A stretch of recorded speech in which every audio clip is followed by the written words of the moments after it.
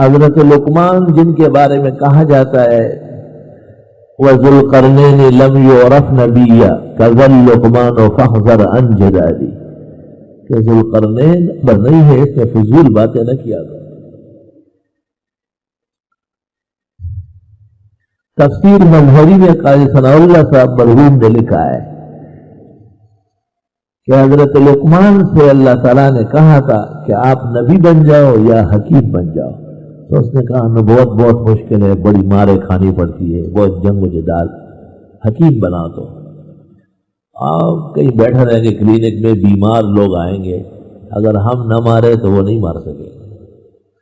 ثم يخرج الى الفلاة فلا يمر على حجر الا تتكلم ما، درختوں اور پتوں پھولوں سے گزرتے تھے تو وہ آواز دیتے تھے کہ میرا پتا لے لو اور اس کو کچل دو اور اسے صفوف بناؤ، اس سے تیل نکالو، آنکھ میں ڈالو، آنکھ ٹھیک ہو جائے گی، اور اس کا صفوف بناؤ۔ تو حضرت درخت کا نام، پتا اور اس کی تاثیر اور طریقہ کار یہ لکھتے تھے۔ پورا جنگلوں میں ہر درخت پودے کے پاس آتے تھے، وہ جو کہتا تھا نام، نشانی، اثرات سب لکھتے تھے۔ اس کو نسخہ لقمانی کہتے ہیں۔ لوگوں نے ایسے لکھوایا ہے اور جو صحیح چیزیں ہیں وہ درست ہے۔ تو اس لقمان کے بارے میں ہے کہ یہ بیمار ہو گئے بہت شدید، بہت زیادہ، اور ان کو اسہال ہو گیا تھا، پیٹ بہت نرم تھا، دست آ رہے تھے۔ ہر طرح کا علاج معالجہ کیا گیا لیکن حضرت لقمان کو افاقہ نہیں ہوا۔ ان کے جو شاگرد تھے اور اصحاب تھے وہ بھی طب و حکمت میں اجتہاد کو پہنچ چکے تھے، ظاہر حضرت لقمان کے شاگرد تھے۔ وہ بیٹھ گئے اور انہوں نے اس کے لیے کیا علاج کیا جائے کہ آرام آ جائے۔ بہت تدابیر سوچی گئی۔ حضرت لقمان پلنگ پر لیٹے ہوئے تھے۔ جب وہ لوگ اپنی تدابیر اور فکر سے فارغ ہوئے تو آپ نے انہیں بلایا، ایک کو بلایا کہ ادھر آؤ، اور کہا یہ چابیاں لے لو، یہ الماری کھولو۔ کھول دی، کہ اس میں ایک بکسہ ہے وہ نکالو، وہ نکال کے لایا، کہ کھول دو اس کو۔ اس میں ایک ڈبہ نکلا، اس میں ایک صفوف تھا، کہ اس میں سے 2 چمچ نکالو، کاغذ پہ ڈالا اور اس کے 3 حصے کیے۔ ایک حصہ نہر بہ رہی تھی، ایک حصہ، تیسرا حصہ اس نہر میں ڈال دیا گیا، تو جہاں تک نظر آ رہا تھا پانی منجمد ہو گیا، نہر کا بہاؤ ختم ہو گیا۔ اتنی مؤثر چیزیں وہ حضرت نے منہ میں ڈالے اور پانی پی لیا، لیکن 5 منٹ بعد دوبارہ بیٹھنا پڑا۔ تو پھر شاگردوں سے خطاب کیا اور کہا کہ صحت اور شفا اللہ تعالیٰ کے حکم سے ہے، اور اس وقت میرے حلقوم پر ایک ملک بٹھایا گیا ہے اور وہ اثرات اندر جانے نہیں دیتا، اس لیے میرے قضا اور دنیا سے جانے کا وقت آ چکا ہے۔ شو محبت شد اعتدال مزاج، نہ عظیمت اثر کو ند نہ علاج۔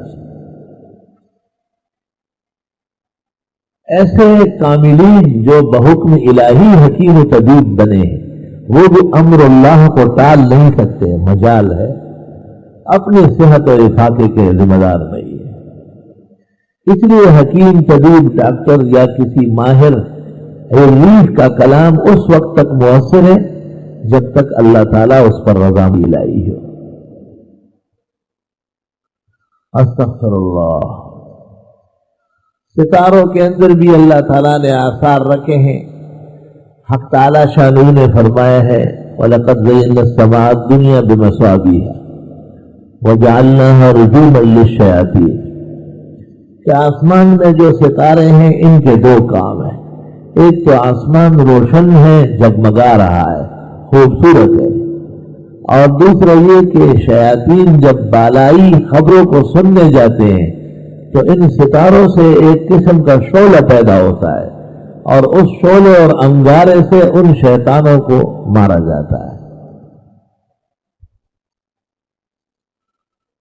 فخر رازی نے لکھا ہے کہ یہی مقام دنیا کے اندر علماء حق کا ہے، ان سے ہی دنیا و دین منور ہے، لیکن ہر شیطان و باطل کا رد بھی انہوں نے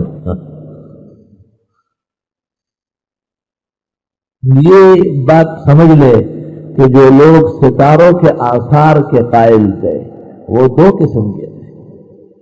ممکن ہے ابتدا میں یہ علم صحیح ہو، لیکن رفتہ رفتہ اس علم کے اصول فروع ختم ہو گئے اور پھر ستاروں کو مؤثر سمجھا جانے لگا، یہاں تک کہ ستاروں کا پوجا شروع ہو گیا. تدبر فی النجوم ولست تدری ورب الشعر یفعل ما یرید. ستارے کیا کر سکتے ہیں؟ ان میں آثار پیدا کرنے والا اللہ تعالیٰ ہے. بہرحال اس وقت روئے زمین پر نجوم کی کوئی قسم صحیح نہیں ہے، نہ عدد، نہ ہنسا، نہ رمل. تین قسمیں اس کے: علم الاعداد، علم الہنسا، علم الرمل، اور ایک قسم اور بھی بتاتے علم جعفر. کانپور سے ایک کتاب نکلی ہے آج سے 300 سال پہلے. ہندوستان کے اندر بڑے مراکز تھے. جب دیوبند مشہور نہیں تھا تو کچھ درسگاہیں مشہور تھی، ان میں کانپور کی درسگاہ بڑی مشہور تھی. اس کتاب کا نام ہے جامع العلوم والفنون. اس مصنف کو ان علوم کا امتساس ہے اور اس نے اس پر سیر حاصل کلام کیا ہے. کم از کم جو دینی مدارس کے طلباء ہیں وہ فرق سمجھا کریں. یہ جو ہم ادویہ کھاتے ہیں اور اس سے آرام بھی آتا ہے، اگر کسی شخص کا یہ خیال ہو کہ بس یہ کھاتے ہی ٹھیک ہو جاتا ہے تو یہ غلط بات ہے. آثار بالذات نہیں ہوتے، آثار بالاذن ہوتے ہیں، جیسے انبیاء کے معجزات اور کرامات. جب لوگ کہیں کہ نبی اور ولی معجزے اور کرامت پر قادر ہے تو شرک کا عقیدہ ہے. ہاں، اللہ ان سے صادر فرماتے ہیں. اسی طرح یہ آثار اور تجربات بھی اللہ تعالیٰ نے ڈالی ہے. اس واسطے اللہ فرماتے کہ یا نار کونی برداً و سلاما علی ابراہیم. آگ کا کام جلانا ہے، ٹھنڈا کرنا نہیں ہے. آگ کا کام راک بنانا ہے، محفوظ اور آرام پہنچانا نہیں ہے. رب العزت نے اس کو حکم دے کر اس کا اثر تبدیل کر دیا.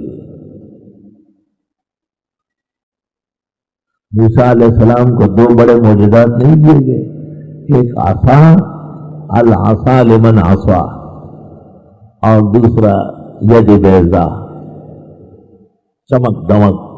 جو شریف طبائع ہیں وہ ان سے سیدھے ہو جاتے تھے، اور جو اس قسم کے اشرہ تھے تو حضرت موسیٰ علیہ السلام کو لاٹھی استعمال کرنی پڑتی تھی. اس لیے کہتے اخذ العصا من سنن المرسلین.